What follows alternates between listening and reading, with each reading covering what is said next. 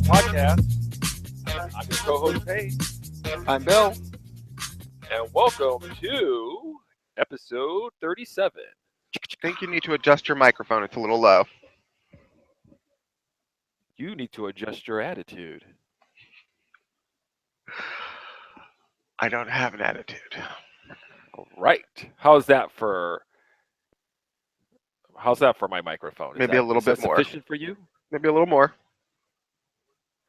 How I just about want to. that? I just want to ensure that the audience can hear all the pearls of wisdom that are going to drop from your lips over the next few hours. That's all I'm trying to do. Do you know I'm actually wearing a hat over here in the studio? Is it because it's cold? It's because my furnace is acting up. And they're coming to fix it tomorrow? Yeah, I've got another like 36 hours of this. Oh, now you know how your guests feel when they come over.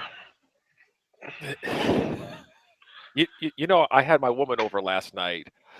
I literally walked in to see her in the living room wearing a coat. Good for her. Smart girl. She never took it off. Yeah, well, that's another smart girl. She's also ready to go at a second's notice. You just never know with you. So listen, how you doing? I'm okay. I'm a little bit perturbed with life at the moment. My timeline's a little clogged up with all the shenanigans that are going on with the Trumps this weekend. So I'm kind of over the world at the moment. I've got to figure out, because I'm not going to be actually able to survive the next 4 years watching this shit show stream through my timeline on a daily basis. So I've got to figure out a way to get my news perhaps from a different source than Twitter, because I can't unfollow it, because the people I'm following. That's where the world's at right now. Right. And the people I'm following are just putting the name or the word. I wish Twitter would institute some kind of block where you could block certain words. I don't want to have to use spoiler block just to read Twitter every day. But if I could just delete the word Trump from ever possibly coming across my timeline, that would be fabulous. So I thought you could do that. No, I mean, you didn't can't. you You do can that do with it. the spoilers for like Force Awakens and stuff like that? You can do that with the spoiler block, but I have to put a whole spoiler block app on my phone, and then it becomes an issue of not being able to see pictures and stuff. It's just kind of a pain in the ass. It works as a workaround, but it's really not a permanent solution to anything. So you haven't found another like app that solves that issue? No, all Twitter really needs to do is institute a block where you can block keywords. Keyword block. It's pretty simple. I imagine that Twitter could actually do that easily. But, short of that, You know, I guess I'll just have to stop reading the internet. I don't know. I just looked at my Twitter, and as I was looking at it, well, actually, it's the PCP Twitter at Pop Cinema Cast. You know, that's where I go to. You Nice set plug. it up Subtle. for me, Uh-huh. and it actually shows me additional people that you've been following. It says, Bill has followed so and so and so and so. It gives me options from the Pop Cinema Cast to click on those and also follow those. Right. But then I realized I don't know who you're following. I feel like you just might be just hitting random people. All they have to do is say something like, Force Awakens is the shit, and then you hit the follow button. That's really not what I do, but okay. Okay, I was about to say, are you discriminating with your taste on Twitter, or is like every Tom, Dick, and Harry gets a follow from you? What do you think? I'm some kind of Twitter whore?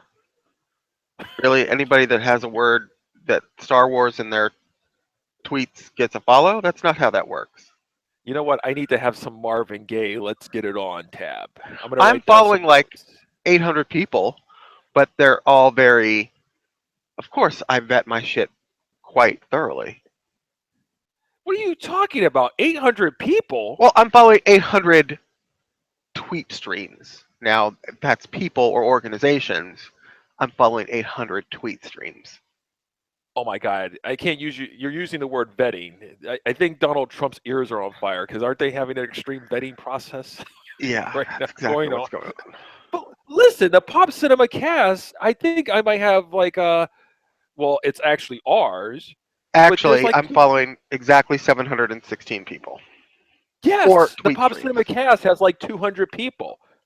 Okay, what is your point? You are a Twitter whore. That's I'm my not. point. I'm actually not. I am very, like I said, discriminating. I try to limit my shit to just my interests because I told you my whole reason of using this is so I don't have to read mainstream news. But it's eking its way into my tweet stream, and it's I'm sorry, that's fake news, Bill. When you say the word mainstream, that's fake. So I need you to get with the lingo. whatever it Um, is. I don't really want it bleeding into my. See, Twitter is my own personal utopia. Twitter's where I go when I go. If the world is what I wanted it to be, it would exist as it does on my tweet stream. And now it's polluting my tweet stream and making my world as I want it to be less pleasant for me to go to. That's not do you really. think that actually just says something about your utopia that no matter how you make your world, that you can't keep the outside world from crashing in? Isn't that Oh, what I it guess really that's says? supposed to be the lesson, but I can promise you, I'll find a way.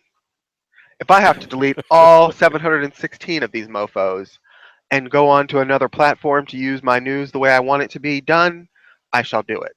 I could always go back to Feedly and just get um, my URL streams. But Feedly, after you use Twitter, is actually very cumbersome because you have to go through and add names and make sure you're getting the right feeds. It's a pain in the ass. But if I So have let's to just get rid of this trick, what? well, let's just keep it straight though. What the problem is you don't really have a problem with getting the fake news. You just don't really want to be bothered with Trump right now and all the stuff he's doing. Well, when you say fake news and Trump, isn't it the same thing? I'm confused. Maybe this is why we don't have an increase in viewership because we've cut out a whole segment of the population, You know whole red what? state. Here's how it works. I'm 45 years old. Actually, 46. You're 46. I'm 46. And you know what? I'm tired of the bullshit. I'm tired of the bullshit. This is my show. It's our show. It's our stream, our tweet feed, and what we say goes on here.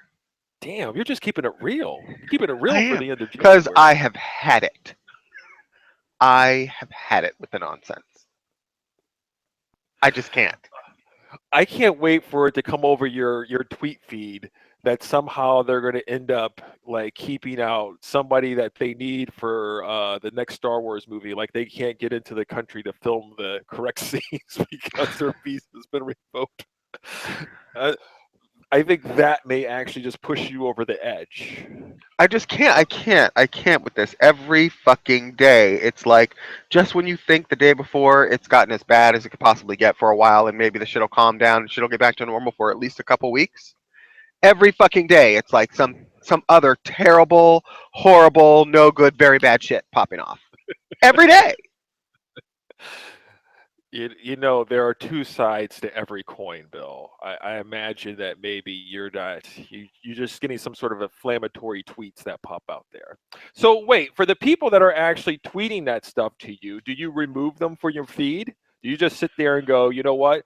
What I expect to hear from you is information about Superman's undies. And what you're doing is you're typing out, look what Trump's doing right now. And so, therefore, do you just delete them if they go too much into a realm that you don't want to be involved in? No, at this point, like I said, I don't want to unfollow these people because these are important people for my news gathering. However, I try to skip over the tweets once I see the terrible T word. I just keep going through the tweets, but there's so fucking many of them. Okay. Oh, I So can't what what escape. what I'm going to add to the soundboard for our next episode is I'm going to add in honor of our President Trump. I'm going to add some sort of Trumpisms, maybe like you're fired or something. Maybe we could just What? play the Nazi theme song. Do they have one of those? Damn! Now that's just hardcore. Wow, you're just really going. Yeah. Wow. Well, I'll look it up. I'll look it up. I don't know. I don't want the ACL coming, looking for me for Nazi theme song. That's kind of hardcore. Anyway, I want you to know I have some good news. Let's move on to brighter things because you seem all very dark over there. Very dark. I'm in a mood. I said that at the top of the show. What's your good news?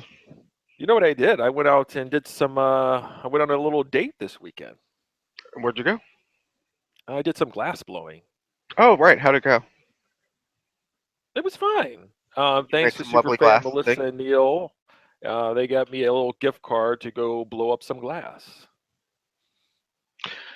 Um, and when did you get this item to bring home, or You have to go back in 2 to 3 days to get it, or you could have paid some sort of shipping fee and have them ship it to you. Which one do you think I picked?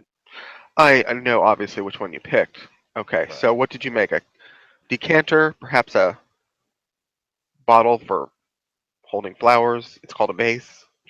Oh yeah, yeah. They had some beautiful things. I made a what the option was called was a pumpkin, but I just sort of made a thing with a spiral top Can on it. you So reposition your microphone? I'm really having difficulty hearing you. it has been repositioned. Is Okay, a that better?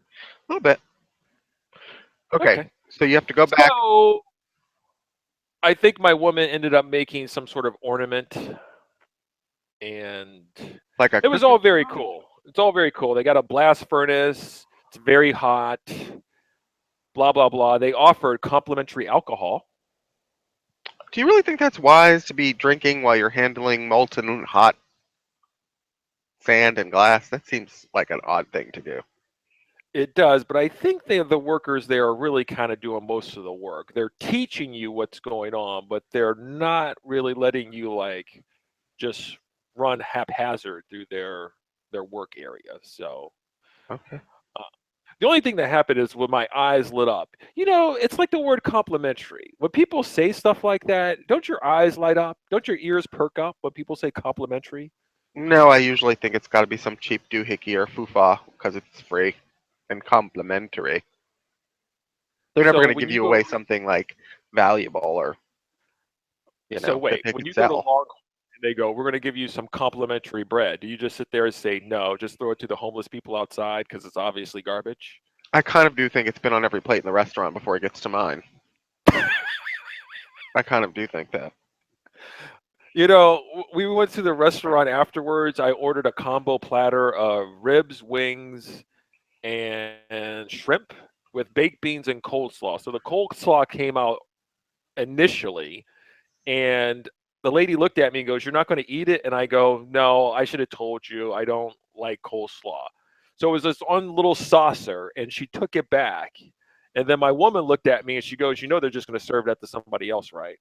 I Right. go, "Oh, that's just so nasty." That's what they do. I mean, that's a big waste if anyway. All right. Well, how are you? Before we move on into let's get into why we have a podcast. I'm okay. And Okay. yourself? I'm good. I'm feeling good. You know, waiting for the heat to come back on. I'm glad we're doing this. What we normally do is we normally, connect up, we fire up whatever else we're doing, and then we talk about the roadmap of the show. We talk about our weekends. I figured we just built that shit right in, and we can move on and kill two birds with one stone. So, since we don't have our intern Chris with us this weekend, how are we going to ensure that we are not going to go over time? Do you have like an egg timer or something over there An so that we egg get like timer. 10 minutes per segment and then we have to move on, or how are we doing this? Because the goal You is to know get back what? to that hour length, right?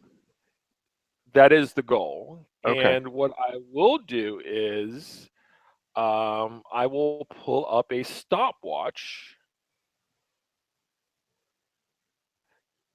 on the internet. By the Okay. way, Google Hangouts on air is changing their format again, by the way.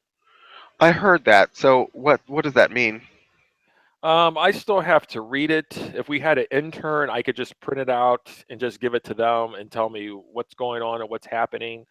But I don't know, but we have till April 25th before Okay. nonsense ensues again. I mean, once we get our shit, I mean, we're getting our shit together and now there's changes.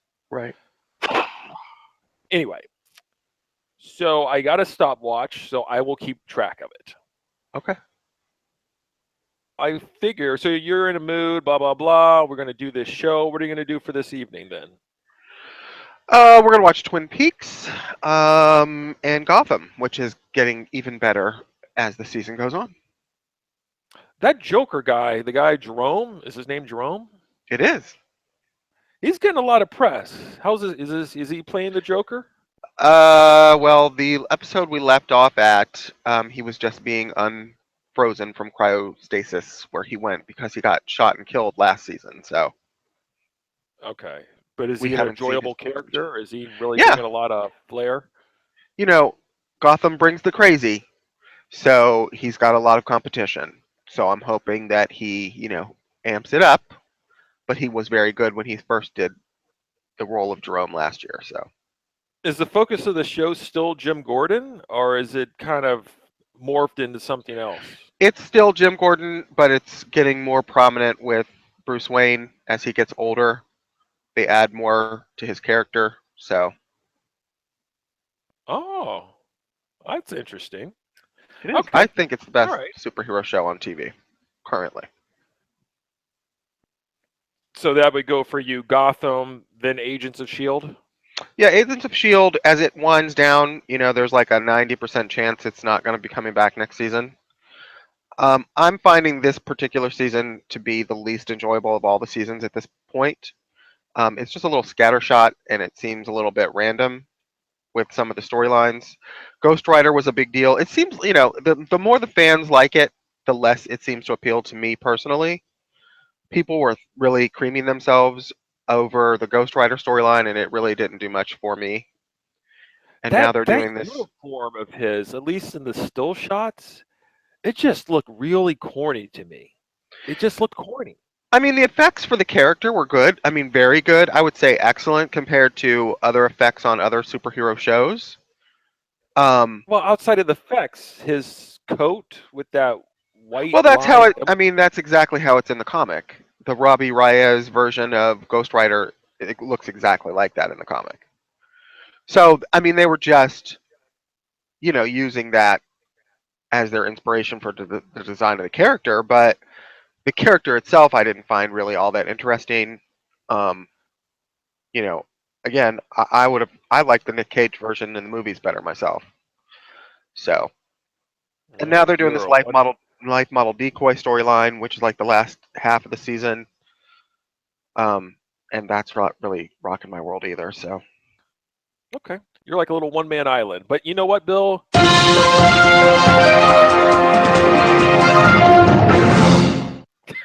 I think we need to find a better sounding news alert sound because that one When I sounds like hit you blew out the speakers from your mom's AM radio. when I hit that button, I laugh because I feel you throwing down your headphones and being like, it's just too loud. It's too loud. It is too loud and it has that like um, distortion quality to it where it sounds like basically like a transistor radio that's playing too loud. So the Listen, speakers nothing sounds if normal you want anymore. to create a folder and send me some sort of MP3s that I could attach to the soundboard, I'll be happy to do that.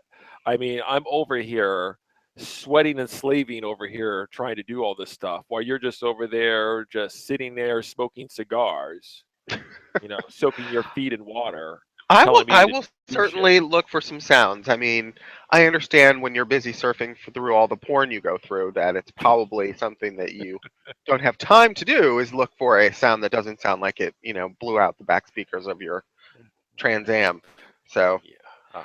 I'll edit out that comment. So, in our first quick hitter, I will start the clock. Officially, Logan has been given the rated R designation. and all the Deadpool fans cream themselves. Yay! So, is this good or is this bad, Bill?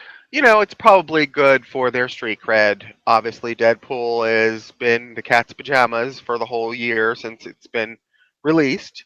So, in order for Fox to continue building their fan reputation, which started basically with Deadpool, it's probably wise of them to go this route.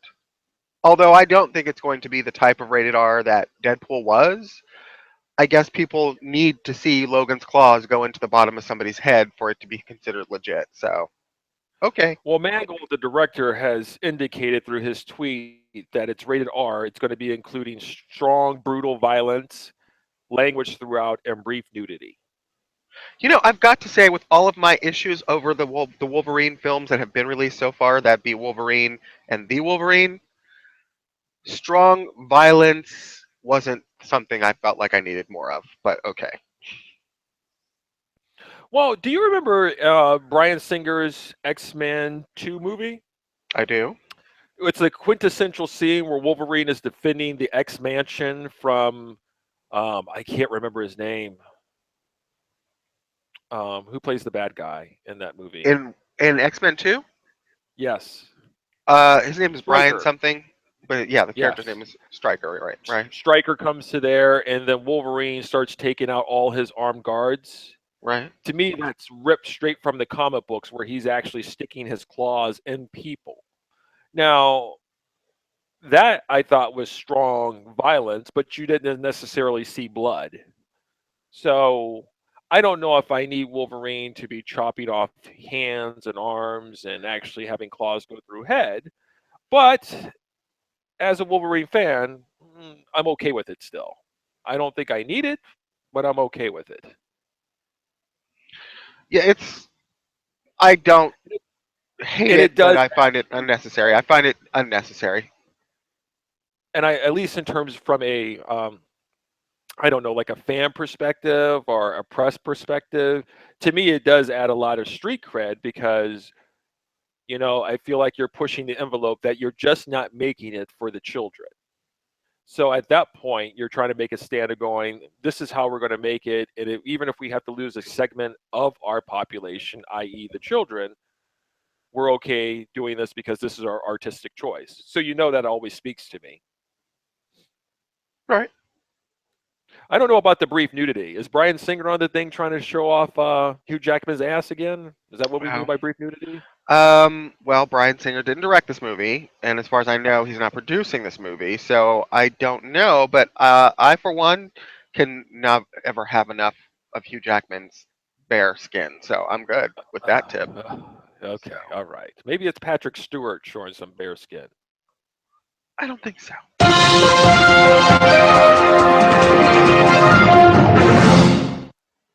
I promise I won't do it again. because it was so fun the first two times. Oh, it's hilarious. Number two, Bill. This makes you very happy. Gets you all like what's the word? All snuggled in. Get your hot tea. Very cozy. The Avengers and the Black Panther are filming. Is that true? Yes, this is the first time that Marvel is actually filming two movies concurrently. But they both started filming in Atlanta this week, so Oh, they're um, both in Atlanta. yeah. Avengers will be filming, of course, for the next 27 months straight because they're filming one or three and four back to back, and then obviously Black Panther is filming also. So Now, is their primary filming going on in just that location, Atlanta, or is that just where they're starting and then they're going to be moving around to different spots? Avengers is filming all over the world, from what I understand, and then Atlanta is the headquarters for Black Panther, and they're filming. I want to say Korea at some point as well, which will probably be a stand-in for Wakanda, I'm sure. Yeah, they're in Atlanta, huh? It makes sense for Black Panther. That's like Chocolate City Part 2. Really, it's because they have a production facility there. That's where they film all the Marvel movies. And they just built and expanded that production facility at Pinewood Studios there. So, Well, it's very convenient either. If you're doing Black Panther and you're having mostly an all black cast and you're going to probably need all black extras, I mean, it's kind of convenient that you're in Atlanta versus Des Moines. I mean, well, yeah, I'm sure probably. I bet that probably played into how they built the studio there. They thought we're going to need a bunch of darkies, so we're going to put the studio right here in Atlanta. oh, this is why we have Trump elected because of your racist commentaries, your racist comments like that. I mean, that's exactly here. Here. All right. So this is good. You're happy about this filming, so you can get this all in the can. Yeah, at some point, I'll be excited. At this point, I mean, it's just good. At least I know that they're they're making the movies, which is more than I can say about some of the stuff that DC has been unfortunately saddled with lately. So you're very good at this. If they're starting filming now, how soon will we have a trailer for Black Panther and our Avengers? Well, the D23, which is the Disney fan convention, that's a yearly event. Well, it's a bi-yearly event actually. So, I think that one is in July, and then there's also obviously Comic-Con in July. Let me look up when D23 is. D23 starts July 14th, and then San Diego Comic-Con is the following week, which is July 20th. So I expect probably we'll see something by then. Oh wow! And what does D23 stand for? Is it Disney? What is It's Disney's official fan club. I can't remember what the 23 stands for, but obviously the D stands for Disney. Yeah, I guess I'll put that down as something we need to look up. And But that's a kind is of big convention for them, and since they've got so many companies underneath their umbrella now, that's where they really, instead of San Diego Comic Con, especially this year because they're so close to each other, I would expect all the Marvel and Star Wars news that doesn't come out of Star Wars Celebration, which is another convention. That is actually first. Star Wars Celebration is in April this year, which we'll probably see some Episode 8 shit. So, where is that taking place at? Celebration is in Orlando, Florida this year. Oh, okay, all right. Any chance of wanting to go there? No. We've discussed this before, but Okay, but I'm just saying it's in Orlando. It's not like it's it's in San right, Diego. right, but it's still a bunch of sweaty Star Wars fans. So, Okay, all right. I'm not going to hit the news button. Let's move thank you, on. God. Apparently, now for the Flash movie, starring Ezra. What's his last name? Miller. Yes. Well, there's going to be another rewrite. First, this was originally going to be written and directed by Seth Grahame-Smith, who wrote Pride and Prejudice and Zombies. But then they moved on to Rick Famuyiwa. Fukuyama. Fukuhima. You don't know. You have no idea, to be quite honest with you. You're just Okay. guessing. It's closer than what Any- you've got. I'll bet you $10. But he left the project over creative differences, and now we have somebody else who was, I think, called in to do like a one-page like rewrite script type of thing, by the name of Joby Harold, who executively produced The Edge of Tomorrow. And I think And his he has directorial also debut was written. Awake with what's that? He's also written something else for Warner Brothers, which is coming out soon, which completely slips my mind at the moment, but it's a big deal. So, Okay, I'll look it up real quick. So, how do you feel about the rewrite? um, I think it's not great news. I don't know if this is the reason why Rick Fukuyama left the project, but apparently they're scrapping everything that he worked on and everything that Graham Smith worked on, and they're going back to the drawing board from page one, like it says, and starting all over. This delays, obviously, the movie was supposed to be released a year from now. That's not going to happen, obviously. This is starting to feel a little bit like the Gambit movie, which just never did get off the ground and is still sort of in limbo. Well, Um, okay, all right. so I don't. I mean, it's never good news when they have to scrap everything. But I guess if they're apprehensive or feeling like the direction that script was going in was not the way they wanted to follow, then I guess it's better for them to hire somebody until they get confident with the product they're going to produce, and then release it, in a time frame that's more suitable to them. I'm sorry because this is going to put a hole in the DC expanded universe for next year. And if they're going to build some kind of momentum, starting with Wonder Woman, they really need to keep that momentum going. And now this Flash delay is just going to stall that momentum. Even if Wonder Woman's Okay. fantastic, even if Justice League is fantastic, this puts a big hole in their schedule next year. Now, Joby Harold, you want his writer or producer credits? Writer, what's for 2018? For writer, he's written Awake, that was 2007, but he's got three things in the hopper: King Arthur, Legend of the Sword, Right, that's right. King Arthur. and The Flash. Right. So he's got something else that he's doing for Warner Brothers now. King Arthur's in the can, and I guess based on that, they were pleased enough with the results of that to give him the page one rewrite on Flash. So I know you weren't this is impressed gonna. with. This actually gives me a reason and a motivation to go see King Arthur because I was really on the fence about seeing that movie at all. But now if the Flash writer is going to be doing or has done that, then that gives me a little bit of interest in it. Yeah.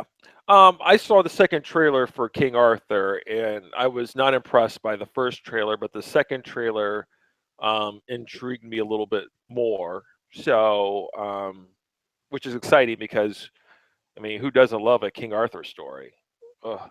Nothing's Yeah, I ever mean, equaled Excalibur back in the day for me. I still think that's heads and tails above anything that they've ever done.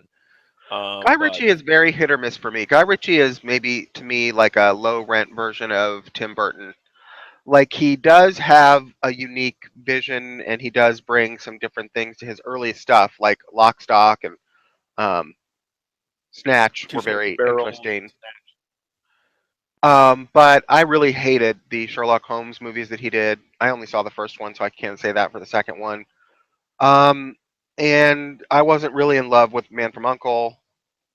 So, like I said, he's kind of hit or miss for me. So we'll see what happens with King Arthur. I don't really hold high hopes for it, to be honest. It's been delayed like 4 times. There always seems to be some suspicious when the studio just keeps delaying a movie like that. Yeah, I don't think it's going to rise to the Gambit level. Um, because I think the Flash is too much of an important character, very popular on TV right now. So there's a lot more value, a lot more people know the character, and I think with DC, I mean, there's too many missteps for them, too many landmines. So if it requires them to get it right, this might be the best things, especially if the people, if they just can't get on board. I'm just very curious as to what was going on with Seth Graham Smith as well as Rick Fumahika Hakahuka, like exactly where they were trying to go, want to go. What's really going on behind the scenes as to what are they trying to shoehorn the people into. Um, My guess would be, I mean, I know nothing, so this is just speculation.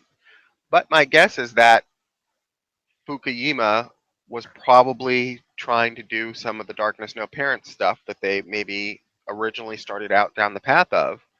And then when they needed to start changing that direction, maybe he wasn't down with it. That's a guess. It's just a guess. I don't know. mm.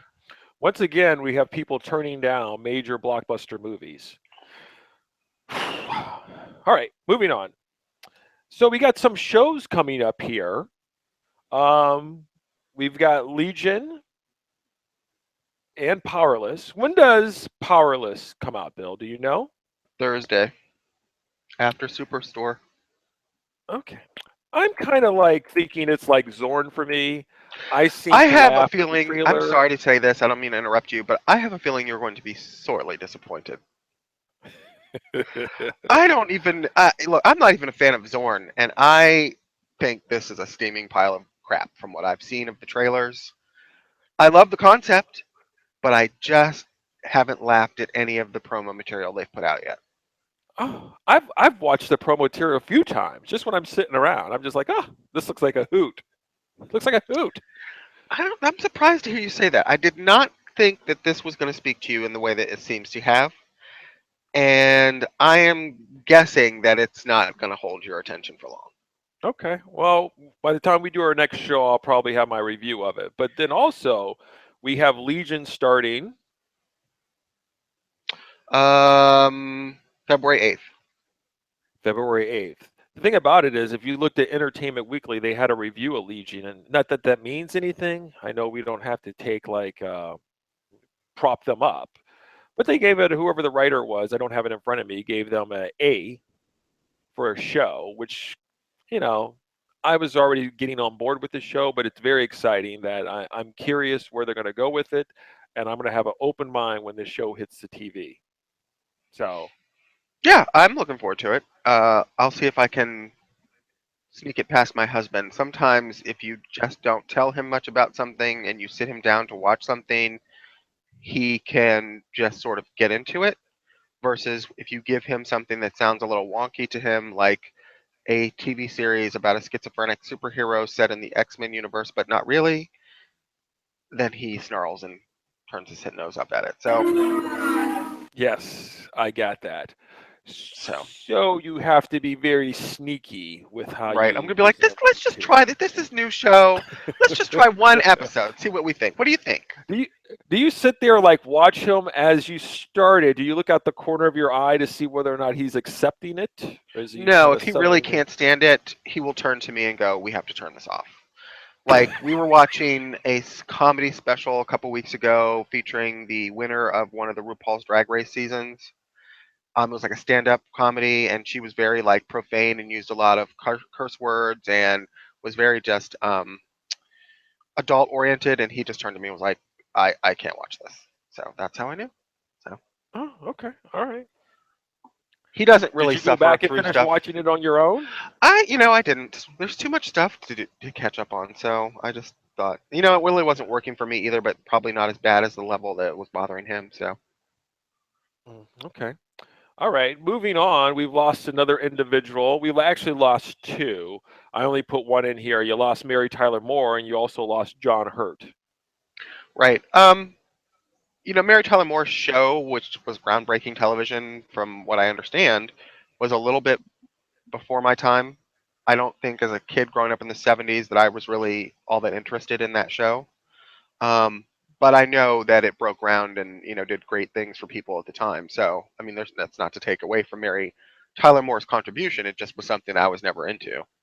Um, and John Hurt obviously has starred in at least several movies that I could think of that are on my Blu-ray shelf right now. So that one's a little bit more significant to me. But I mean, he was getting up Yeah, there the too. thing about it, John Hurt, is it fair? See, he's been acting for a long time, over like several decades, and but I think as the time I start to probably got to know him, came across to me as more as the phrase character actor. Yeah, that's fair. Okay. Obviously, I think the iconic scene is like when I saw the picture, when John Hurt popped up, I saw, and I looked and I go, what do I know? What's the first thing that comes to my mind? And the first thing that comes to my mind is Alien. Right. The alien ripping Obviously. through his first thing that comes to mind. But obviously, he started to gain a little bit more traction, fans of Harry Potter and things of that nature. I'd forgotten he was in Hellboy. Yes, absolutely. Oh, he played like Um, the father to right. Hellboy. And Um, then he was also in Indiana Jones and the Kingdom of the Crystal Skull, which is I probably do the not recall last. him being in there. He played Oxley, the guy who found the skull, and then they had to go rescue him from Kate Blanchett's character. Uh, okay, I already blew my brains out before that point, but okay. Okay. All right. So that's probably the last big role that he was in that I can remember, really. But of course, there's other stuff. So I think this is All going to be right. starting to happen more frequently as people get older. Yeah. Your childhood movie idols are just going to start dropping off more often, which is This is unfortunate. exactly you're exactly right about that. This is the point. Well, not really the point, but at some point in time, when do you start reading the obituaries, looking for people that you might know that have passed? I mean, this is you weren't thinking about this in your 20s, looking at the obituaries, but now all of a sudden you're just like these people around your same age, if not older, are now all starting to fall off. And Yeah, it's kind of sad. Getting old kind of sucks. yeah, well, all right. So this is what I'm gonna have to add to our soundboard. I'm gonna have to add Marvin Gaye's "Let's Get It On," maybe some sort of Trump things, the Nazi theme song. I want to maybe get some Snatch waves. I love Brad Pitt when he starts to talk. Did you like Snatch? I did, but it's been a long time and I've not revisited it, so I can't really say where it stands for me currently. You know what? There's like some sort of like really crass joke in there. Bill, do you like Snatch? That's just disgusting. And Anyway, I'm going to skip when over Brad it. Pitt mumbles his words in that movie, it just cracks me up. It just cracks me up. So I'm going to Yeah, add a little wave for that. he was What? funny in that movie in a way that I thought that Tarantino was trying to make him be in um, Inglorious Bastards. Inglourious Bastards, but it didn't work for me like it did in Snatch in that Yeah. movie. You know, Inglorious Bastards was on television last night. I actually kind of left it on for a few minutes with Chris, and she looked at me and she goes, "Can I please have the remote?" That's I funny. I just kind of go like I just kind of left it on because right after that was Django Unchained, and I was going to kind of like maybe ease it in. It was the last of it, but she just kind of looked. And I told her who it was, Tarantino. And she liked Pulp Fiction, so I figured this might be like, a way to get into there to ease her into it. But she was not having it. She's just like, I Why just want would to put on you the local. try to give her an intro or a refresher on Tarantino and start with one of the movies that you and I of his oeuvre don't like the least? So why wouldn't you just skip that and start with Django, which is actually a great movie? Well, yeah, just because we don't like it doesn't mean somebody else. But I figured the Stop trying to enticing educate thing. people, motherfucker, and just give her the damn remote. When you think about it, sometimes you just have to tell people like, if you like Pulp Fiction and it's Tarantino, that might be enough to suck them in. You just can't give them some sort of random actor like, who's the director of Chronicle? Who's our boy Trank? Trank. I can't be like, this is by Detroit Trank. She's like, who? I'm like, Chronicle? What? You got to go. Oh, it's Tarantino, Pulp Fiction. So All of you a sudden, never people are went like, back oh. and watched Django last night? No, no, we were off and running onto something else. So Okay. anyway, I know you don't care about this here, or maybe you do here, but did you see that A Dog's Purpose opened this weekend? I did. Your boy Split really whooped his ass a little bit for the second week here, but either way, Dog's Purpose. Did you hear about this story? Yes. And then I also heard the It story was was gutted. scheduled to make whatever the say it for me. Prognosticators? Thank you. We're saying that the movie was going to make 25 million. It pulled in 18 million, which isn't bad. I doubt that the budget is high, but It was obviously 22. they. What's that? It was made for 22. Oh, okay.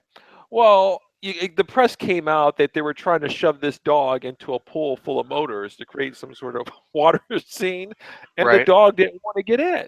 Right. And and I watched it, and then I heard the alternative facts of saying like the dog was fine and everything is cool. But as a dog lover, and let's just say animal lover in general, it's something you don't want to see. And then I don't know. What did you think of that? Um, Outside of that, if I didn't see that, A Dog's Purpose would actually be one of those feel good things for animal lovers to go see. And I think that seems to be a high thing going on right now. But after seeing that, it really kind of put a bad taste in my mouth. It's kind of like watching Blackfish, the documentary. right. After watching Blackfish, I was done with SeaWorld. I was done. Um, Not that I wasn't like Because I I was was going going to every say year to because be there. you were planning family vacations to SeaWorld every summer before that. So, Listen, I understand I wasn't going every year. I got it, but I'm just saying my love for that idea kind of really went south. But what are your thoughts? Dog's Purpose, no big deal, big deal. I don't, it's one of those things where I haven't really invested enough time to really thoroughly go through the story, but I did see Dennis Quaid go on television and refute the fact that the clip was shown that the dog didn't want to get in the water. Um, my understanding was that Dennis Quaid said if that was true, he would never have done the movie. He would have walked off the set, et cetera, et cetera. It's directed by a director who I do have a great deal of respect for, Lasse Hallström. I find it. I also heard there was another clip out there that shows that clip that was out there about the bad stuff they did to the dog is an edited version, and that the actual full version of the video shows completely different story. Again, these are all speculations and rumors. I've not really seen that video myself, the whole video. I wasn't going to see this movie before this stuff came out, and I'm not going to see the movie now. So it doesn't really make that much of a difference. to You me. know, I thought we moved on that there was supposed to be like animal rights people making sure the animals didn't get hurt. Like, like what horses. Didn't back in the day with the Westerns, they'd have the horses and then they pull up trip wires so the horses could fall to film the scenes. And now, like, that's no longer acceptable, I believe. Right. At the end of every movie, they have that statement that says no animals were harmed in the making of this film, etc. I mean, I'm sure there's animal people from PETA or whatever that were, you know, consulted or whatever, but PETA then, Did, did you know, a boycott. So I don't know did who they to ask the believe. animals afterwards? Did they ask the animal after we were trying to throw him in the water with the motors? Is he okay? They Yeah, just- yeah. It's one of those things where this isn't something that I was highly invested in. I mean, as I like animals, I don't dislike animals, but again, I wasn't going to see this movie before the story came out, so it doesn't really change anything for me. It doesn't make me happy if it happened, but I so let me wasn't going get to see this this movie straight. anyway. This is the wrong answer. This is the wrong answer. You know why? Because if something happens to me, who's going to take care of Scoots and Fergs? I am, and your sister is. We've already discussed this. Oh, but you're telling me you're not an animal lover. You don't have any purpose for a dog's purpose? That's not what I want to hear. Okay, I have purpose. My husband loves dogs. I don't hate dogs, but if I'm the adoptive parent, I'll have to take care of them, obviously. That sounds like minimum care to me. That's what that sounds like. I can't That win sounds this, like can no I? extra toys. You're like Cruella DeVille. That's what it's going to be like over there, huh? I highly suspect that Ferg is going to receive more love and care in my home than sometimes he receives in yours when you're slapping him around in the middle of the night because he can't go to sleep. That was before That I I knew he won't be had some doing. sort of food disorder. Right, okay. So now that he's gotten himself calmed down, he doesn't have to worry about getting slapped across the room when he wakes you up at 3 in the morning now. I Uh, talk with my fist. I'm sorry. right, I talk with right, my okay. fist. I can't help it. Right, okay. Yeah. All right. Anyway, well, I guess when I leave my money, I'll make sure that the administrator checks in on my dogs because you'll be rolling around with like a new Corvette while my dogs are outside chained in the back in the snow. Wow. Okay. All right. Last bit of news here. Rogue One has crossed the 1 billion mark. For perspective, Force Awakens has made over 2 billion, but Rogue One has now crossed over the 1 billion mark. Big deal, little deal, small deal. What do you think? I think it's a big deal. This was a big experiment for the company going outside of the standard Star Wars movie universe to stretch the storylines a little bit further in this direction or that direction, and it's paid off for them. So obviously they're going to be emboldened to do more stories where it doesn't have anything to do with the main Star Wars Skywalker storyline. I think that's great for the company. I think it's great for fans of Star Wars. I think it's great for everybody. Okay, that is great. Let me ask you this: do you think that since it's crossed the 1 billion mark, this sets the bar for these non-episode movies of Star Wars? Yes. Yes, I do. Will they all live up to it? That remains to be seen. But it does set the bar, and anything that doesn't now equal $1 billion is going to be considered less than. So I hope Han Solo's got his shit on lock because it's going to be seen as less than, and Alden Ehrenreich is going to be seen as the guy who killed Han Solo if he doesn't do it right. That's a lot of stress anymore. It's almost like you're really like this is a big boy game. You got J.J. Abrams coming out doing The Force Awakens, making 2 billion. The next guy up has to sit there and go, it's got to be just as good, if not better. Same thing after Rogue One. These little side episodes. It's a lot of pressure out there. But the rewards I would have to think would be just as great. It's worth the risk, but still. Zack Snyder Um, says Cry do Me a you River think about a lot of pressure on Star Wars. who? Zack Snyder. Oh. Well, let me ask you that. Last question before we move on to our big news stories, then, our discussion topics. Do you think that if who's the director for the Han Solo movie? I knew you were going to ask me that, and I can't remember right now. It's Okay. Lord Miller from the Lego movie. Okay. Well, let me ask you then do you think that if the movie does not cross $1 billion, do you think the shine on him comes off as a director? Well, it's two people, so it's a pair, a team. Um, for the moment, until they release Lego Movie 2 and that breaks all records, then they'll be back on top. Okay, all right, simple enough.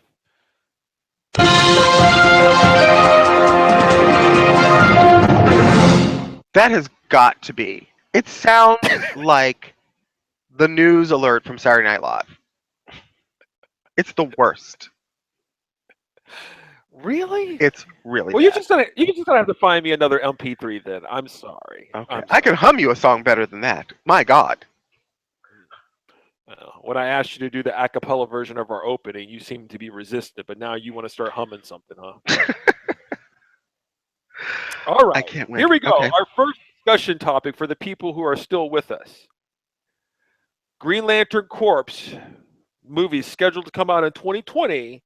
There's a rumor out there that there is a short list for the character to play Hal Jordan, which is i.e. the Green Lantern we all grew up with.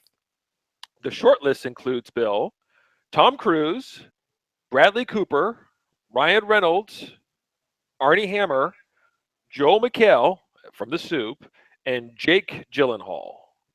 What do you think of this short list? It's like that Sesame Street thing. Which one of these things doesn't belong?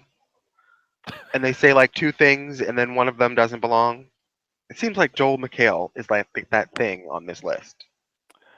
I'm actually crossing him off on my paper copy. It's like, where did that name come from? It's like they just pulled that name from like the ether. It's just odd. I don't think he's ever been in a movie. He's done some TV series comedies, Oh, but no, have you ever seen a movie with Joel McHale in it? He's been in a few movies. He was in Ted too. Okay, well, again, does that really count? That's really like a glamorified sitcom. Well, Um, that's fair enough, but I'm saying he has moved on okay, into the role. from the And soup. technically, what they're saying for his stats are Joel McHale is 6'4", FYI. Right, and he's built like a brick shithouse. He's not skinny. That's not the point. The point is, of all the people on this list, he's got the least amount of acting acumen under his belt, and it seems a little out of left field. And when you say acting acumen under his belt, you mean in terms of big movies. Yeah, in terms of box office. Oh, okay, well that's fair. I don't hold that against him. I hold it against him that he seems what you would consider to be built. He seems a little bit string beanish for me. He's really Sort not of string like- beanish. Trust somebody he's who's seen kinda the screen thin. caps. He's not a string bean. Yeah, from the neck up, he looks kind of thin in the face. He looks Well, thin. From the neck He looks- down, he's all man, and I can tell you that.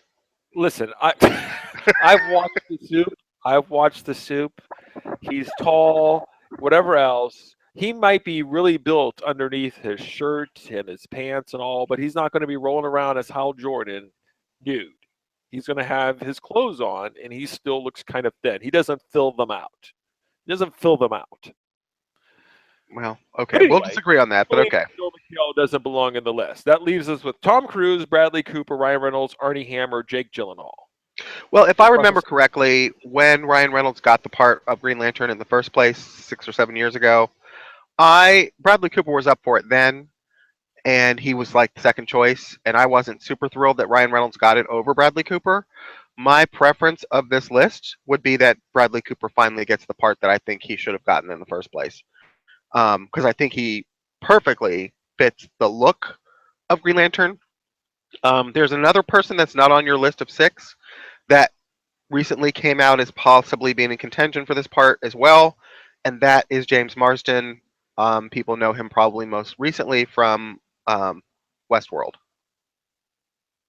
Yeah, no on James Marsden. For me, I'll tell you, Bill. Ryan Reynolds, I thought was the perfect choice, but we agree that since Deadpool is out, he's not likely to revisit that. Is that fair? Well, obviously, yeah. It's also because it doesn't really make sense for the studio. It doesn't make sense for him as an actor. He's gone in the press and said many times how unhappy he was with the result of Green Lantern as a movie. Warner Brothers has rebooted their entire cinematic superhero universe, starting with Man of Steel, and for them to take a Green Lantern who was in the movie before they built that universe and put him in the universe seems like a strange thing that they would want to do. And I would imagine because it's considered something of a failure and that's why they're rebooting it with Green Lantern Corps in the first place, therefore that is why he's least likely for me to get that part back. Yeah, I still think Ryan Reynolds is my favorite. I wouldn't have a problem with that. I guess I wouldn't want him to become across to me like his Wade Wilson Deadpool character if he were to play Hal Jordan. He would have to tone it down a little bit, but he would still remain my favorite. But like you on this list, including James Marsden, I would have to go with Bradley Cooper as well. I think if this was the short list and I had to pick someone, I would pick Bradley Cooper. Yeah, he's got the Tom look. Cruise. You know, he's Yeah, probably got the the look, least the acting overexposed chops. actor on that list. I think it fits. I would be happy with that. The question I have for you now, if we both agree that Bradley Cooper would be the guy for us if we had our vote, who would play Jon Stewart? Well, Tyrese, of course, he's the one that's been out there putting himself on all the lists as much as possible. So that just make, ouch. No You Tyrese. know what? You said that because you're trying to piss me off. It's been a good show right now, but you said that to upset me. Now, I'm not going to take the bait. I'm going to move on and just say you're trying to pull my chain.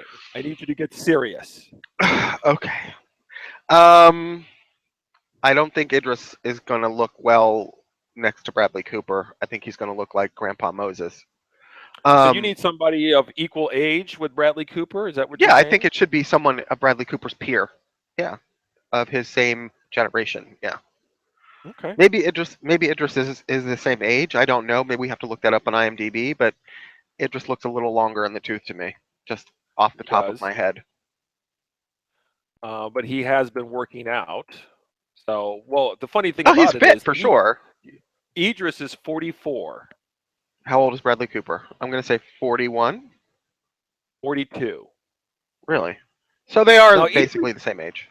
they do, but Idris does seem a little bit long in the tooth for some Maybe reason. he just needs to get some Just for Men dye for his hair because he's been showing a little gray lately. Can you imagine a Green Lantern corpse of Idris Elba and Bradley Cooper? I think that's definitely A-list talent.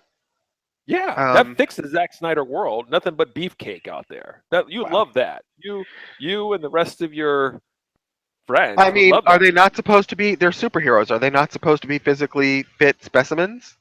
Yeah, sure. I agree with that. That's what I want. I need my superheroes to look like superheroes. I've Okay, always said that. so then what is your complaint about me wanting them to look jacked? I wasn't complaining. I've just Oh. said that you and your ilk would like that.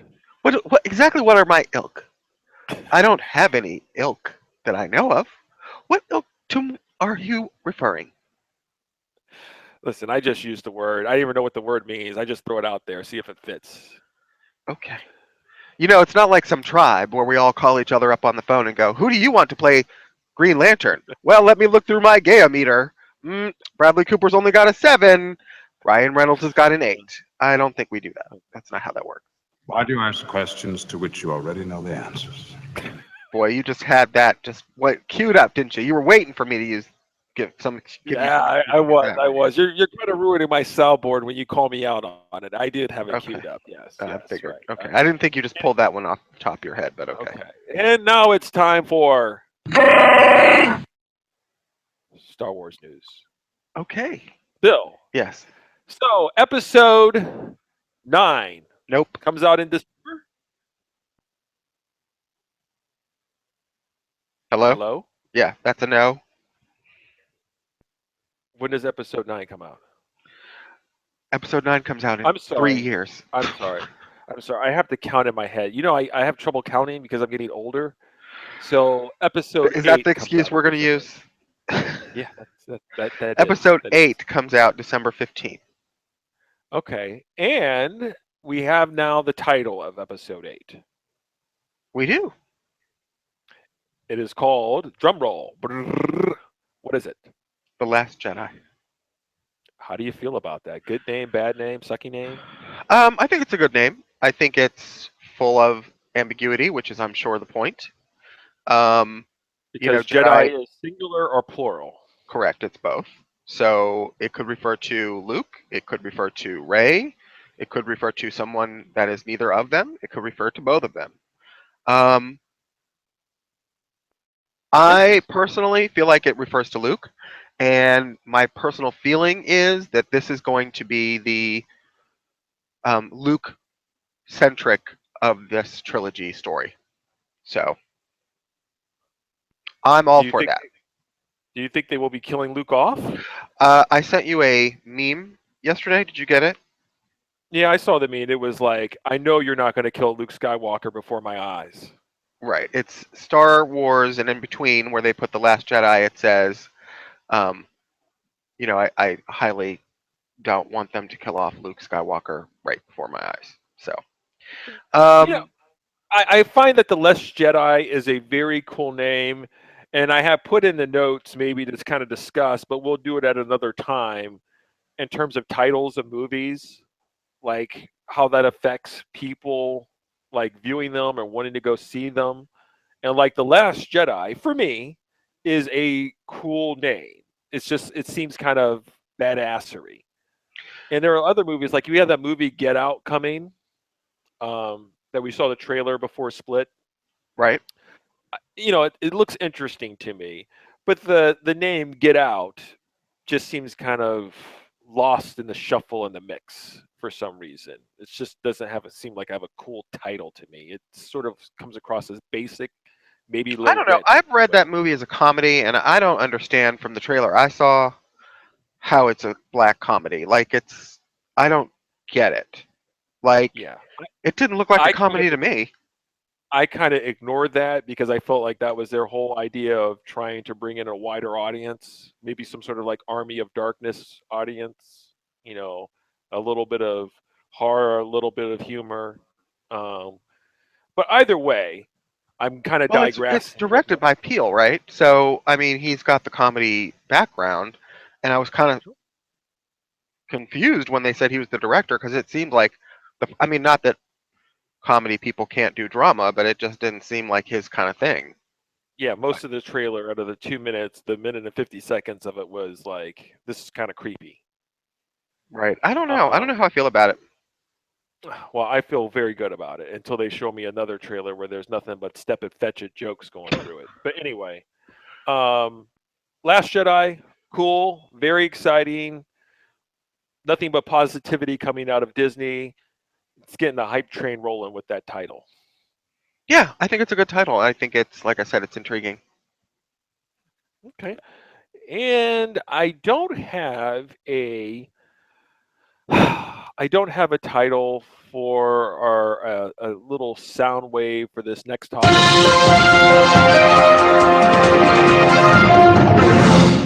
Can you play the slapping sound, please? If you do it one more time, that's what I'm going to do. Okay. There you go. All right. So it looks like the Oscars were revealed. Do we have to talk about this? We don't have to, but obviously it's big fucking news. If you're talking about popular cinema podcast, you're talking about popular cinema, this seems to be something. I mean, Lord, let's just call it like it is. If they would have some of the movies that you watch and have enjoyed for 2016 on this list, you'd be like this. We must discuss the Oscars. You'd be all over on top. But guess what? Shocker, they don't. Okay. So you know what? We don't have to go over it. You know why, Bill? Because it's our fucking show. I'm just gonna give like a 2-sentence explanation for people who might not have heard last year's shows about the Oscars or might not know my feelings about the Oscars. Here we go. The Oscars are what they are. I really have no investment in 99.8% of them. There were a couple of technical nominations that I'm kind of happy got made for visual effects. Star Wars Rogue One wasn't one of them. Neither was, I don't know, Civil War. There was one for, I believe, makeup that I was kind of happy about. But short of that, and, I'm just not in it to win it with the Oscars. So they are what they are. That's really how I feel about it. Well, Superfan Melissa is going to be very upset that you're not going to be discussing the Oscars because she likes to hear your thoughts on it, and she's probably going to end up texting you right when the show starts about the fashion, and I guess you're just going to be MIA. Is that my assumption? The one thing that I will say about this, and again, I really don't want to get into a huge thing about this, is that I don't understand the logic of having a category that has 10 slots in it and only filling 9 of them. I just don't understand that. If you're going to, why not just have 9 nominations then, and don't leave 10? Because what it says in essence is that out of all the other movies that were released that aren't on your nomination list, that all of those movies, a blank slot would be preferable to putting any of those in there. I just find that an insult to the entire industry. Yes. What you really want to say is we're having a nice show here, and this Oscar topic will be a hot button issue, and we're going to spiral off into a deep end where I'm going to be like, you know what, Bill, fuck you. And you're going to be like, no, fuck you. And that's where it's going to head. So we're going to avoid this. What? Do you have any passionate feelings about the Oscars? I mean, I've said 3 sentences about it altogether. You're free to respond. Oh, you know how I feel about this. I mean, I feel like the Oscars does what the Oscar does. I mean, they nominate shows, and if it doesn't fit, it's their opinion. Whatever it is, or how many people that are in the voting block, it's their opinion, and that's where it's at for me. So all it does is offer me a roadmaps of maybe some movies I should consider watching. I mean, I end up watching them, all of them mostly, but I'm just saying if I weren't, this might be something I might check out. And so are you going to watch the Oscars this year, or aren't you? Oh, I never watch the Oscars. I'm not really a fan of everybody sucking each other off. But what I am a fan of finding out is some movies that might have escaped my purview. So, how is that possible? If you're at the top of Netflix every week looking at all the shit they're dumping at the list, how do you miss stuff that the Oscars are in your right. Oscar purview? I'll be watching Arrival, Fences, Hacksaw Ridge. I saw Hell or High Water, Hidden Figures, La La Land, Lion, Manchester by the Sea, Moonlight. I'm looking forward to watching. You're going to watch La La Land? You don't even like musicals. I will put it in for at least 5 or 10 minutes, and if there's a lot of singing, and it's a musical. I'm not sure where the confusion lies, but I'm telling you, there's a lot of singing. Do you know that Entertainment Weekly came out in their last issue, or their second to last? They said the Best Picture musicals. In 89 years, 10 musicals have won an Academy Award for Best Picture. Mm-hmm. And here are the 10. West Side Story, The Sound of Music, My Fair Lady, An American in Paris, Chicago, Oliver, Going My Way, Gigi, The Great Ziegfeld, and The Broadway Melody. Do you know that out of all 10 of those, I probably only have watched My Fair Lady? I've seen more. I've not seen all of them. I've seen them. A couple of them I own and are on my favorite musicals list. So that's, it is what it is. So you're saying I should even give La La Land a chance, huh? Because I don't like musicals. No, I'm saying I don't expect that you will like it based on the genre of movie that it's in, and but what's going to happen is, because I think that you won't like it, you're going to come back and be like, La La Land is the shit, and I'm just going to have to hang up the phone because I can't. I can't. Is Ryan Gosling singing? Is he looking at the moon going, Emma, I love you so much, and the moon shines in your eyes? Does he do that? Yes. Oh my God! Oh my God! But for me, La La Land is the Oh, antithesis of what the movie musical is supposed to be.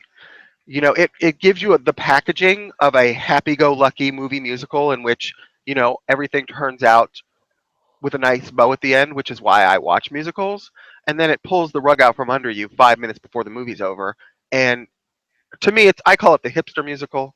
It's a musical for these kids today that have a bleak look at the world and think the world is all shit. So if that's the shit you're into, go for it. La La Land's great. anyway, that's how I feel about the Oscars. It looks like a roadmap for things for me to watch. I understand you're saying I don't really need a roadmap, but that's what I consider them to be. You know, for the people, for Joe and Jane Sixpack, to use your phrase, if they don't have time because they're cultivating life to go and figure out things or read Entertainment Weekly or go to, ain'titcoolnews.com to check out things, they sit there on the Oscars and go, you know what, maybe we should check out this stuff. If we don't see that many movies a year, maybe we should check out the best Oscar nominees.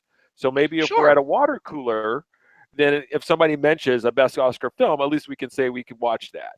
Because Lord Sure. knows if we say we watched Monster Trucks, the people are going to be like, Monster Trucks? Oh, God, that's just so low rent. You just can go out and watch Manchester by the Sea?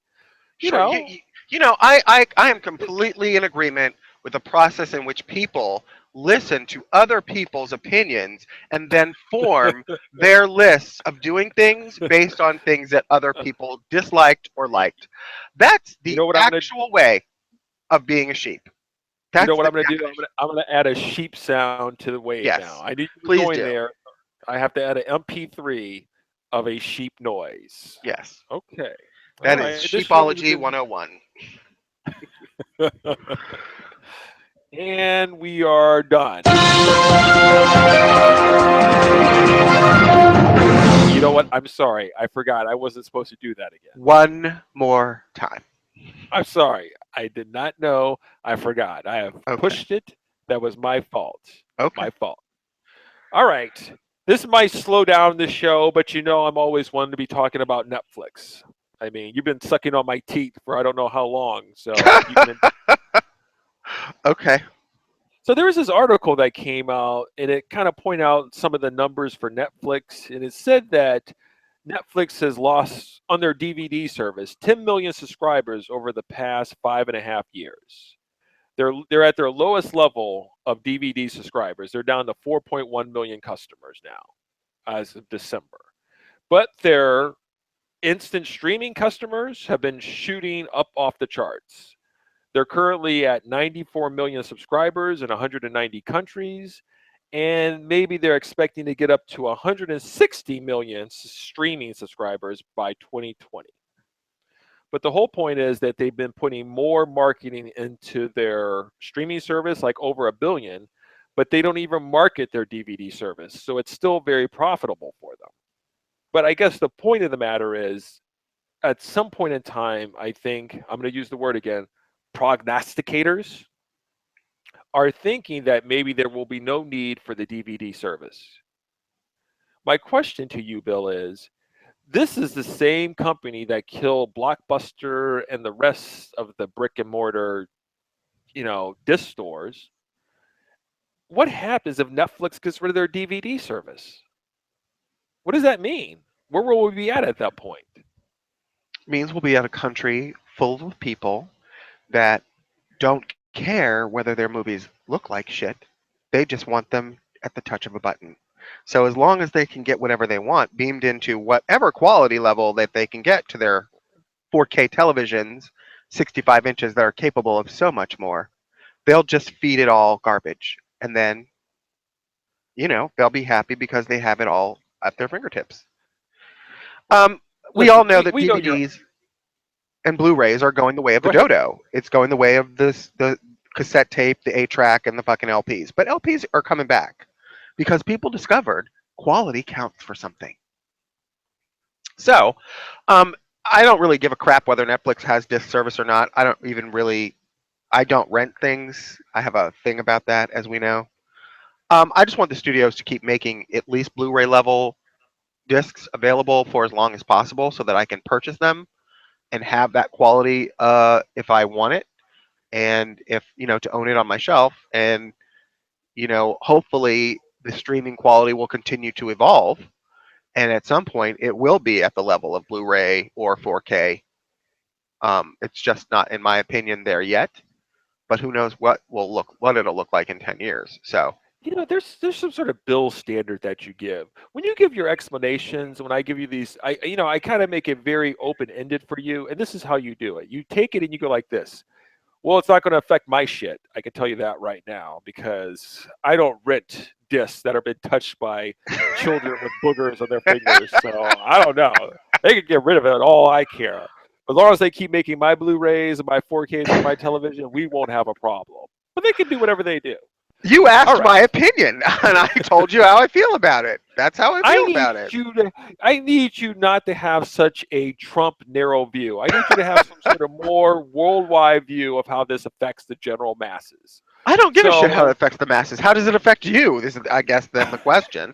Well, obviously, the reason why it's in there because I'm like, what does this really mean? Like getting rid of the DVD service outside of Blu-rays. At this point, how do I get access to my movies? Because there's some moratorium after the movie hits the theater before it comes out on disc. That's been Right. the normal. And they're shrinking that window too. That's probably going to be something that happens in the next 5 years. Okay. So what happens if Netflix DVD service dies? Am I only subject? Do I only go to Redbox now? Maybe Family Video? Because Redbox and Family Video are going to die right shortly after Netflix dies, if not So sooner. how will I get my movie? They're going to put it all on Netflix streaming. That's how you're going to get your movies. They're going to stream it all. So you're telling me that when one entity dies, the DVD service dies, Redbox dies, Family Video dies, you're saying that the movies, I'm supposed to be getting Jack Reacher, whatever, Never Look Back, or whatever the hell it's called, Boo, a Halloween movie is coming out next week. So instead of me getting the disc in the mail on Tuesday or Wednesday, you're telling me I'll be able to stream them. Is that how it's going to work? Eventually, yes. Well, fuck it, kill the DVD service then. That's great. That would be great. Yes. I feel like there's going to be a catch though. Because here's the thing: you have a Blu-ray player, you have a PlayStation 4, you have a 4K or at least a high definition. Don't be telling the television. people what I got in my house. There's thieves around here. Okay.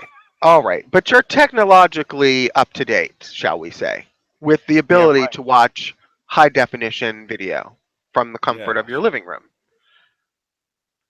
But Chateau Pain is legit. you have Netflix, but you only use their DVD service. You don't use their Blu-rays for the most part. Sometimes you get the Blu-rays, and sometimes you get the DVDs. They're interchangeable to you.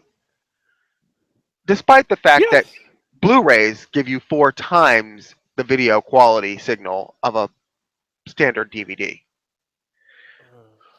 So you're one of these people that are going to kill off the service because you don't care what quality you get it in as long as they get it to you faster.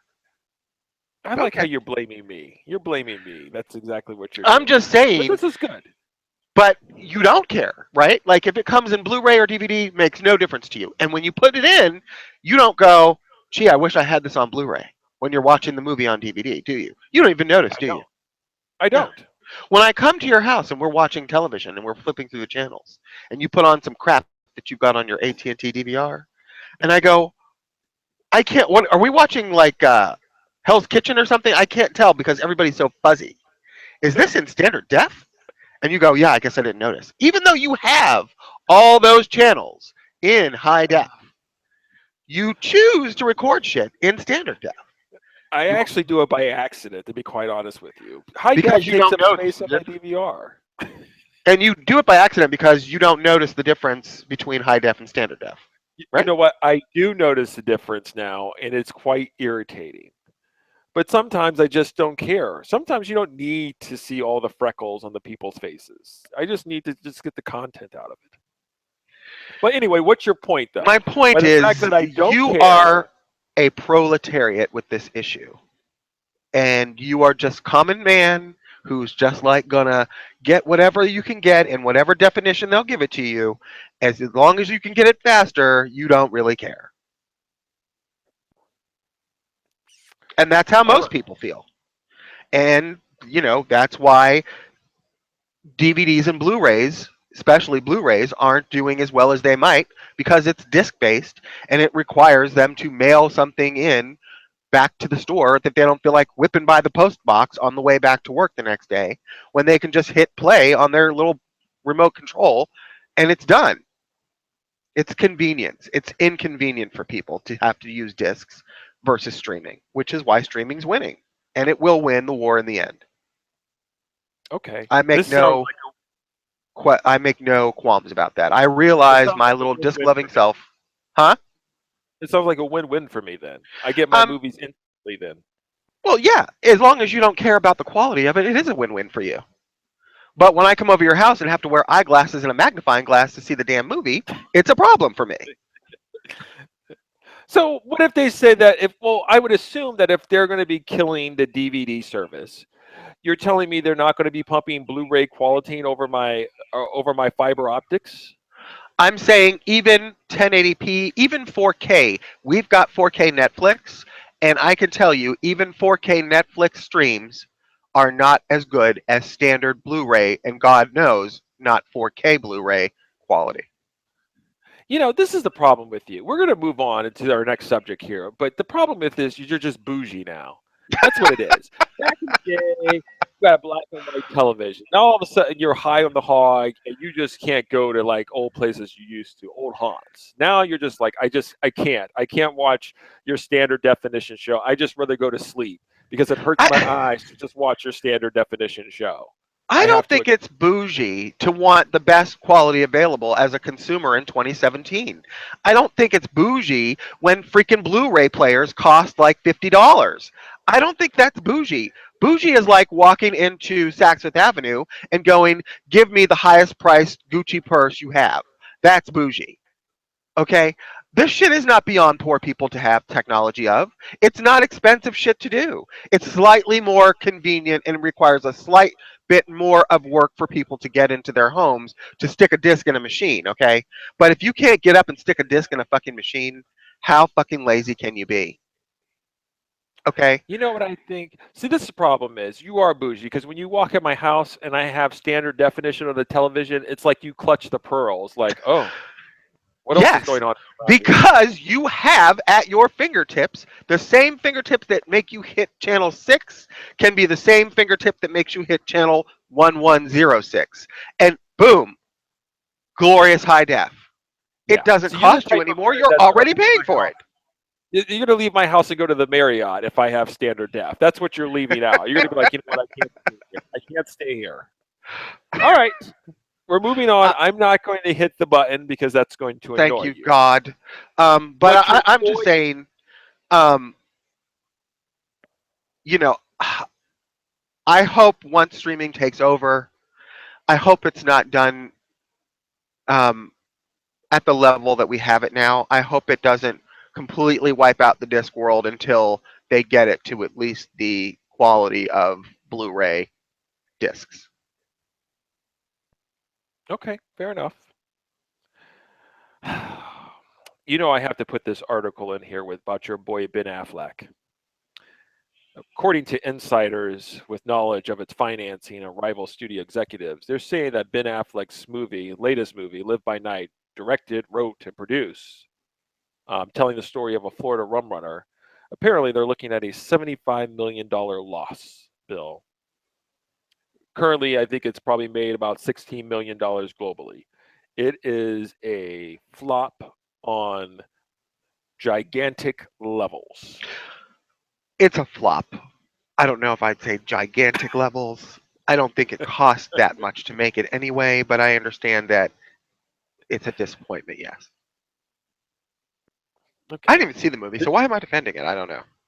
All right. Well, I mean, you're defending it here because Ben Affleck is supposed to be directing the Batman movie. He's going to be in Justice League. You know, Right. I understand that this is going to lessen the studio's confidence in Ben Affleck. I get that.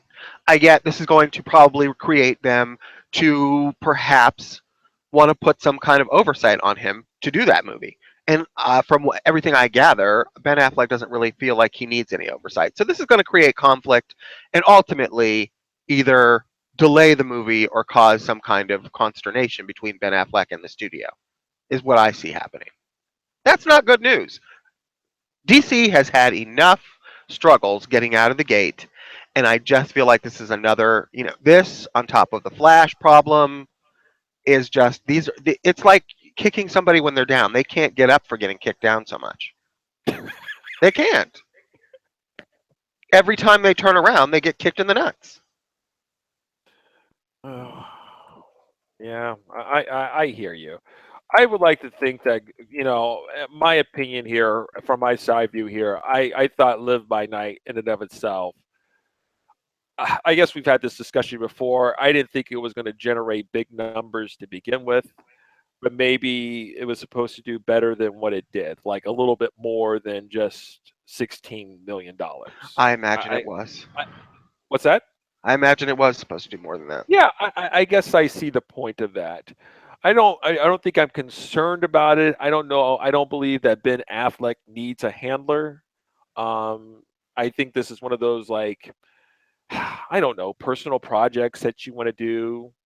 Sort of like King Kong by Peter Jackson. You just kind of want to do your thing, and it just doesn't reach a crowd. But for Batman, there's still a sort of firm formula and everything else, and I trust that this little side project, and that's what I consider it to be, a side project, didn't work out. I don't think it should affect him or really cause more oversight, to be quite honest with Well, you. I mean, and honestly, I think it's going to create some self-esteem issues possibly for Ben Affleck, who has gone on record several times saying until the story is on lock, until he's 100% satisfied with every aspect of every hair on every actor in that movie, he's not going to do it. So, I imagine he's going to, doubt himself a little bit, question his abilities perhaps, and get real hardcore about making sure that everything is exactly, all the T's are crossed and all the I's are dotted. I just, it's already, like I said, there's already a hole in the schedule from The Flash being delayed. Ben Affleck is insisting that he's going to take, 10 years to make the Batman if he's going to take 10 years to get it right. I don't know. DC's Okay. got some issues. All right. Well, this last bit of news here will make you happy, but I don't need you to drone on about it. Otherwise, you're going to get this.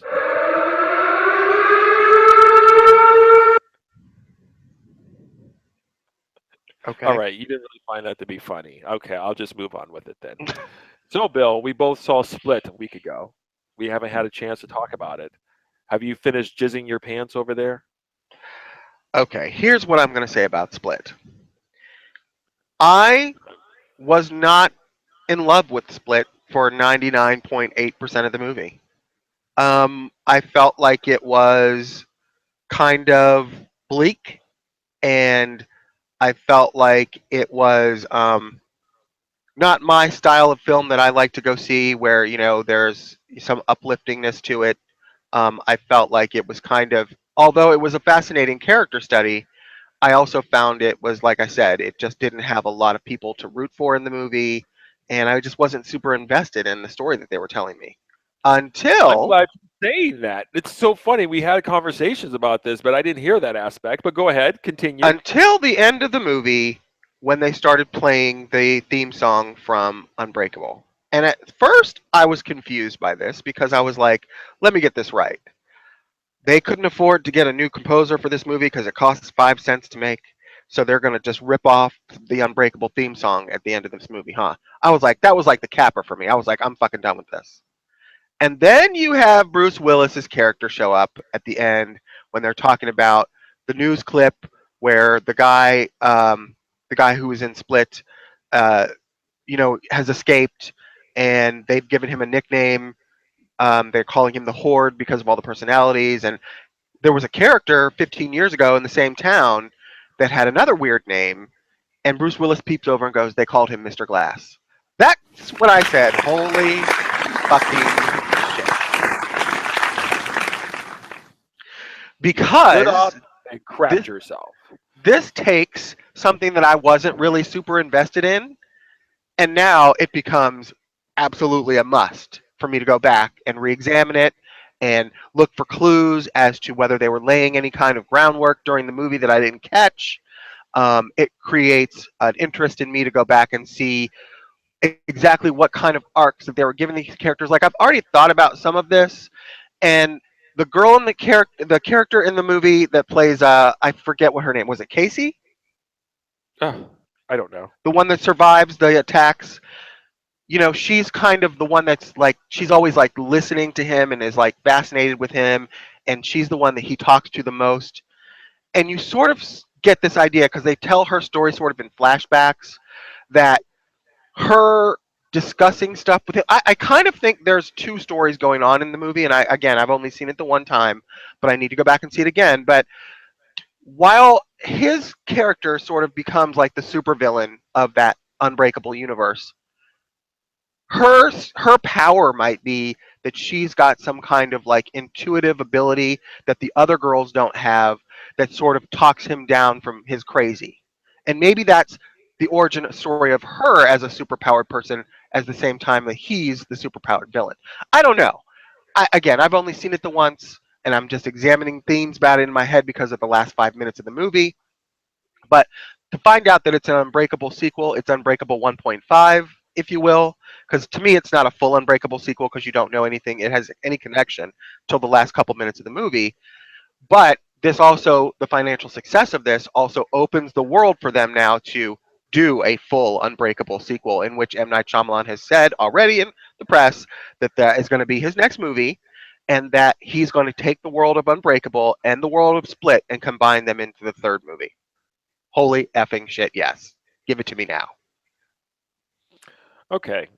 Um, for me, I haven't really given it some more thought, but after talking to you and thinking about it some more, I still haven't yet fully processed it.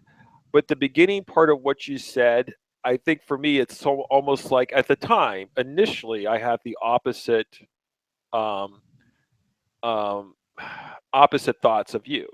The first 99% of the movie, I actually enjoyed.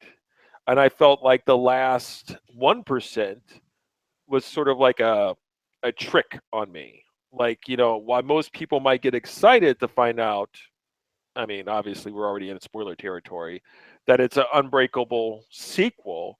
I was more like that was some sort of like I wanted to see a complete story of the Horde guy and something more than how it ended. It seemed to kind of abrupt for me, that last 1%. I don't know what I was expecting, how it should end, but he kind of went where I wanted him to go. But the last part, I felt like that the character that James McAvoy was playing, I needed something more than him just looking into the mirror giving his speech. Something more, maybe with the girls. I needed something more. And then maybe if they wanted to do one extra scene, like once the credits roll, where you go cut to the cafeteria and show Bruce Willis, it would have been like a capper for me. That would have been like, oh, and I get this. But I needed something else to really wrap that story up versus that, because it seemed kind of rushed for me. I don't But think it was rushed at all. I think it was, in fact, maybe drawn out in places because there was so much. Um, I no, always go no. When back I to this, say but I say talkie. I felt the ending in and of itself was rushed. And what I Okay. mean by rushed is like I don't feel like it was properly concluded. It was kind of I'm back, I'm the beast, I've escaped, I'm here, and now the world will hear what I'm about. And that was sort of it. And it just seemed kind of abrupt, if you will. Like, what? Where are you going now? What are you going to be doing? Well, it's What's the going middle on? story. It's the middle story of a trilogy that we now know is a trilogy, and as such, it's kind of like The Empire Strikes Back, where it leaves you. It ends on a cliffhanger ending. It ends with everything's fucked. The guy's escaped. The girl's going back to a home where we know she was abused before, and Bruce Willis is our only hope. Um, Yeah. And this goes to show you one of my things with him. It's kind of like I like M Night to do some sort of horror movie and give me a complete movie. And what I have is I have something which I believe his intentions were that this movie can stand on its own, like Unbreakable stands on its own. Split arguably can stand on its own, and it gives you the teaser, but they kind of included in the movie that it's actually like a sequel, which leads to a third. I felt like the ending of Unbreakable is satisfying. I don't know if I find the ending of Split outside of the intro of Bruce Willis letting you know that it's in this big universe world is as satisfying with the creature looking at the girl going, "Oh, you're just as special as I am." And then just kind of running off and then her getting into the police car to be picked up by her uncle. I don't know if at that point I sit there and go, like if the movie were to end at that point, if I sit there and go, well, that ending after all I've gone through and getting to know these characters, for her to get in the police car and just go back with her uncle, and for this character to look in the mirror and just say, like, now they're wait till they get a load of me. At that point, I'm not satisfied. Like I need something more.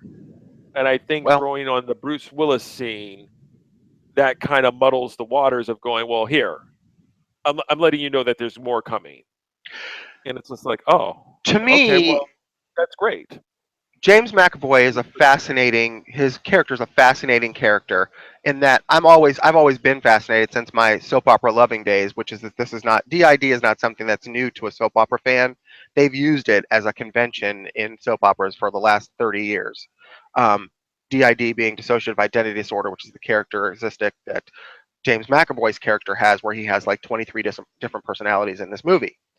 That being said, the fascination for me becomes in the layers of the character that he's portraying, and he's like the Lex Luthor villain in a way, like the brainy one, not the brawny one until the beast comes out at the end. But also, the most familiar character that he reminds me of is really, and this, even the structure sort of this movie and the feel of this movie in a way, reminds me of Hannibal Lecter a lot. And I love that because Hannibal Lecter, despite the fact that he's a cannibal and is a horrible human being, is a fascinating character. And I want to know more about that character, and I want to see that character's storyline. Even though he's a creep, there's still something interesting to me about that. And this is the closest thing to that I've gotten in a movie universe in a while, and I'm really interested. And I understand that your point about like at the end of the movie when they were saying, it's revealed it's an Unbreakable sequel. I feel like I'm like in the Mickey Mouse Club, and I'm one of the kids that has like the secret password for the day by that reveal. And by that, I mean, if you are an Unbreakable fan and you have seen Unbreakable and you've waited 15 years for M. Night Shyamalan, who's kept saying, I might go back to that universe. I might go back to that universe time and time again, only to think with the less successful films that he's had that it was less and less likely. If you're a fan of that movie and you get the reference that they're giving you at the end, it is the holy shit moment of the year for you. It is like being on the inside club and you've got like something. Because when I turned to other people that were in the movie theater with me and asked them, "Have you seen Unbreakable?" a lot of them answered no. And for those people, I feel like that does do a disservice because they're a little bit lost about what the hell is going on and what the significance of that scene is. But to those people, I have to say, if you liked better movies, you would have seen Unbreakable and you'd understand what's happening. Sorry about your luck. Because I know what's happening and I'm creaming myself. Okay, and now we reach the point of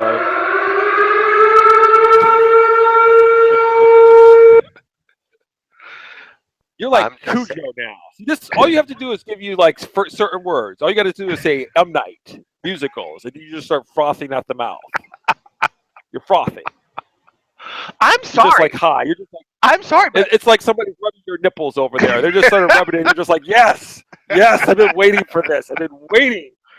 I'm sorry, but when I saw that the end of that movie, I immediately texted you, and what did I say? I said, "Go, drop what you're doing, go see the movie right now." That's the feeling you get at the end. If you know what they're doing, if you know what they're referencing, that's the feeling is like, holy effing shit. And that was the feeling I was having. And I love that, having that feeling at the end of the movie. I was just like, I am all in. Give me Unbreakable 3 right at this exact minute. I can't wait another second. You know, as you're talking, as you're droning on, I went to Yahoo because I was trying to get to Box Office Mojo, and I don't know what's real news or news anymore. Things have changed. And is it going to be every day when I click on the news that there's going to be something that seems to be? Was this the way it was with Obama? I mean, was this I like every don't. day with Obama?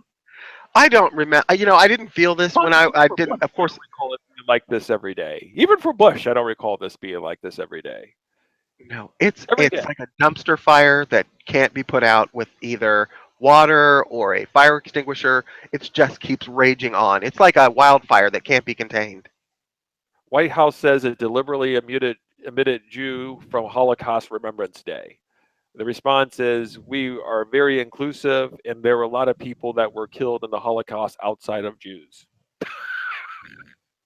I can't. I can't. I can't. I can't. I can't with this. Can we just try to get on with our show, please? I know, but I like the fact that he's saying that he's trying to be inclusive. You're not so. But he really means the exact opposite. Can we move on? I love this. This is really this is quintessential Judge Judy. Don't piss on my leg and tell me it's raining. But fuck it. I mean, Right. whatever. Or, Voted it's the senator from Batman versus Superman. Don't piss in a jar and call it Granny's peach tea because I won't drink it. Well, this is what happened when you voted for him. Time for Box office receipts. And speaking of Split, You know what, Bill? What? It's number one again? people know quality. What I tell you when I texted God. you, M. Night is back, bitches, and y'all best be ready because the I world know. is I need not you to ready quit for this. sucking them off. I can't. Can we get past number one? You're sucking them too hard right now. I can't. I can't. It's Why number can't one I for suck off M. Night when the freaking Russos pull out boogers and wipe them on a plate and you get out your fork and knife and your napkin? All right. All right. All right. It made another $26 million this weekend, bringing its total gross to $77 million on a budget, a measly budget of $9 million. What I will say, which is what I No, that's normally wrong. always. That's wrong. It was 25 million is the budget. 9 Oh, is million it was really? the visit. Well, my budget, it tells onto my website, it says $9 million. Okay, well that's okay. I mean, I think it's wrong, but okay. Okay. Either That's way, what I it's still a have. tremendous amount of money. Yes, but my point of the matter is, once again, I prefer some sort of creative, original story from directors with talent. This is what's missing nowadays. Instead of some sort of formulaic, Fast and Furious Transformers bullshit, I appreciate that a creative story, outside of not knowing anybody, there's no sequel. I mean, it actually is a sort of a sequel to Unbreakable, but that's not the way it was advertised. It was a story that seemed to be interesting, that caught the public's attention. I feel that if there are more stories like that, I would hope that they would get rewarded. So that's what I'm happy about Split. Here's That's what I'm why I happy went to about. see the movie, and this is what we need more of. By hook or by crook, by ship or by carrier pigeon, I'm getting my Unbreakable sequel. That's right, bitches. Here it comes. Get ready. You know what? Let's just check and see if he's got a green card because he might be in the Trump band. So let's hold off on that for a second. Wow, really? And here's one thing I want to point out, and we can move on from this because I know I'm starting to get a little split centric here. But the main complaint you have with our superhero movies is that the villains are always underdeveloped. They're always simple, one-note characters who don't have enough motivation to make it seem believable for you. This, to me, is your answer to that, where you get a villain who the whole movie is 99% about that villain, and it explores that villain and the many facets of that villain. So this is giving you that villain that you always say you wish you had. Okay. Doesn't it get points for that? Okey-dokey. points. I still have to see what the final incarnation of this villain will be. Okay. So I'm not really sure just yet. Introducing So I'm gonna kinda Ballpark hold Pulled off. Pork. What the hell is that? Delicious, flame grilled taste. What the hell is that? I'm What the hell was sorry. that?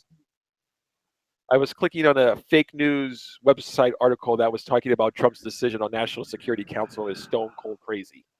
You know what? Can we just not have any more mention of the T word in this show? I just can't. I'm sorry. I was just kind of clicking around a little bit. I was clicking around. I can't Okay. help. I can't help it. When people start saying, I'm shit not like going to make it stone through 4 cold- years of this. I'm not going to make it through 4 years of this. I'm going to have to move to Canada. I don't know what to do.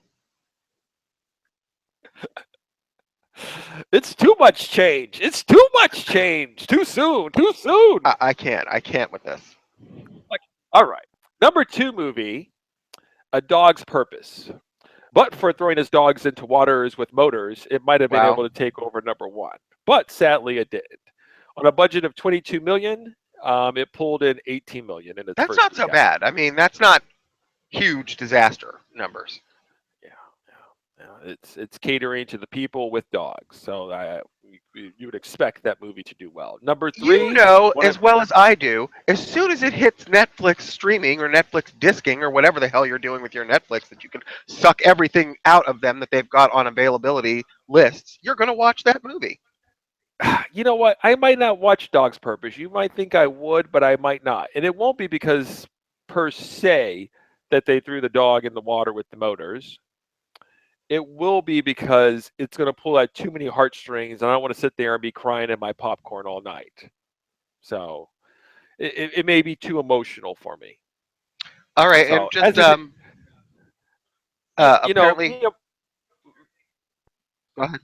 Apparently, Split has now made over $100 million in its second weekend total. And they're calling it M. Night Shyamalan's best domestic opening of the decade. I'm sorry. Is that the sound of me sucking him off? I'll stop now.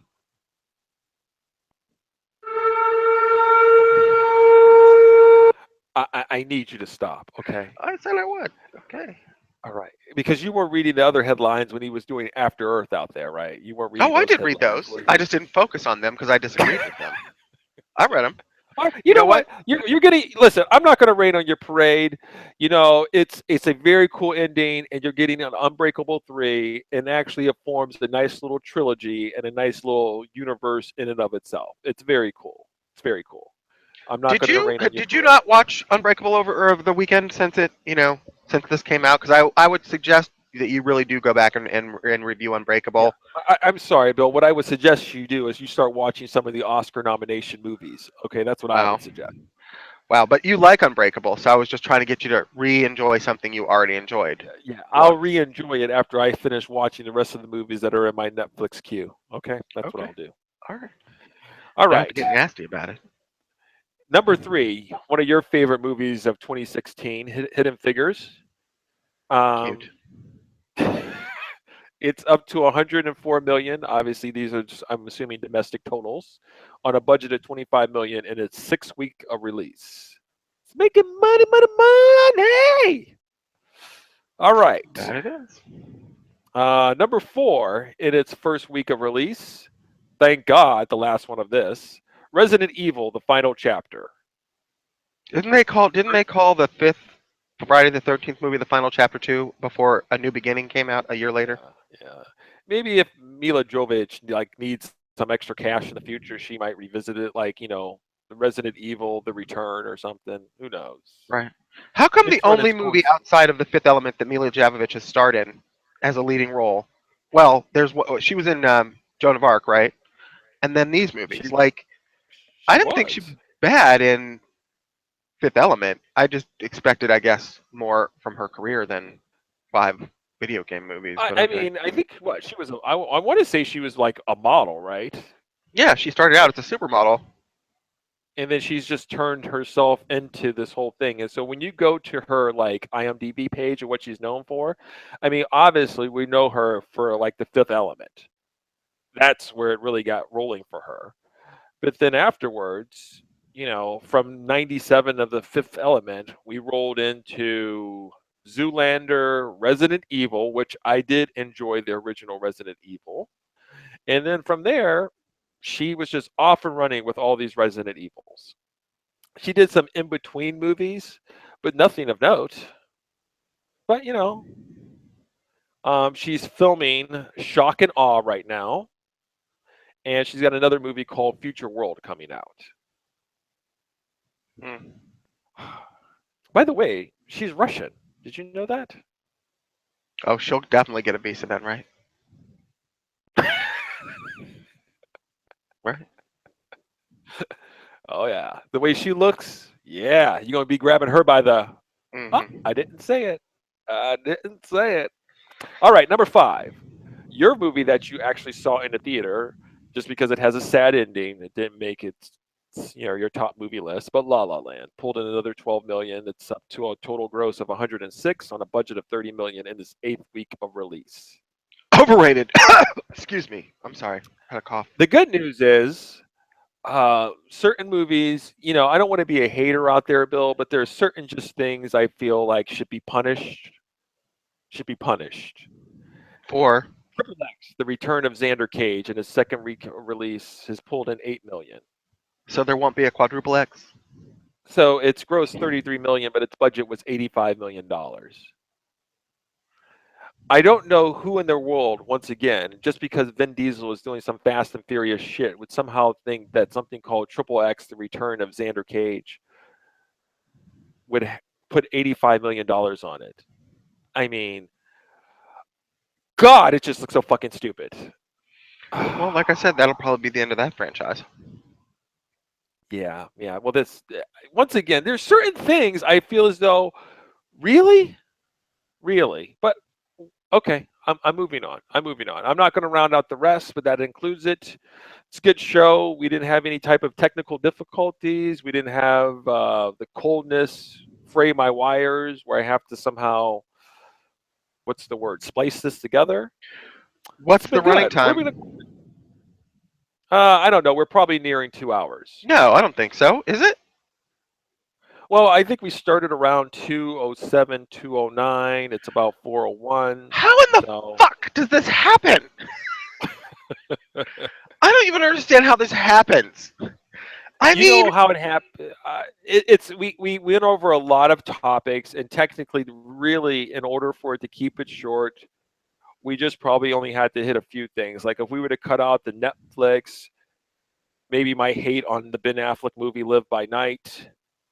I We just could have don't got an hour and understand. a half. I don't know, but getting it to an hour then would seem impossible. But we've done it before. Well, we also spent about 20, 25 minutes talking about like our weekends. So, I mean, I don't know if we spent 20 minutes talking about that, but okay. yeah, you know what? Our fans like to know about what you do in your personal time, Bill. Yeah, it's so exciting. I bet they all just, yeah, I'm sure. It's Uh-huh. certainly not looking up MP3s for me. That's for sure. But hey, Wow. do what you do. I bet you You're- I'll fix that next weekend, because if I hear that stupid sound one more time. Yeah. You're the president of content. We don't want to Wow. overburden you with extra stuff. Wow. I've got to get back So- to, go ahead. What are we going to call this show here? I need the last thing here. We're going to say, How about we are on fire? What do you think about that? how about we're smoking, but we're not quite on fire? Where there's smoke, We're there's fire? smoking- What? Where there's smoke, there's fire? I don't know. I'll text it to you. Where there's smoke, there's fire. I don't know. I'm just throwing shit out there. Okay. Does that sound Just throwing sexy? shit Where out there. there's smoke, there's fire. I didn't know sexy was what we And were we're aiming for, but okay. It's too long. We're that's too long though. 'Cause I Okay. think you need another sentence after that, like, and we're smoking. Okay. We'll figure it out. Okay. Well, that means you're not going to really text me in the minute that I need you to do. I'm going to tell you the issue before we start to sign off, but what I'll do is I'll start to play our closing music down. Do you even remember our phone number? I do not. Do you? Fuck. No, I don't. I remember the Twitter handle. It's at Pop CinemaCast. Yeah. What is our Gmail? Popularcinemapodcast@gmail.com. Yes, and I believe you could also hit us up at, I believe, 802-35-PCP35. Why don't you Hopefully write that that's- down somewhere? You should have our phone number committed to memory. That's what you should have. You're the technical wizard guru over there. I like that technical wizard. Right. Yeah. All right. So it's been fun. Yep. All right. You can do what you do.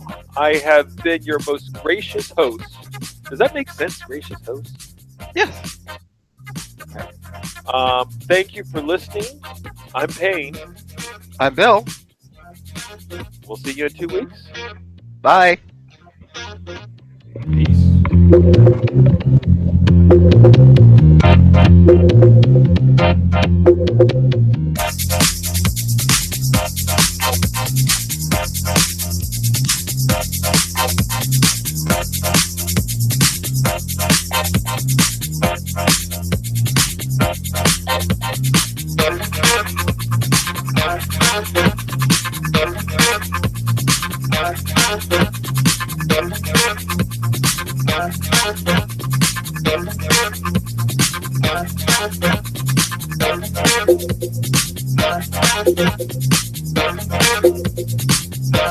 Thank you.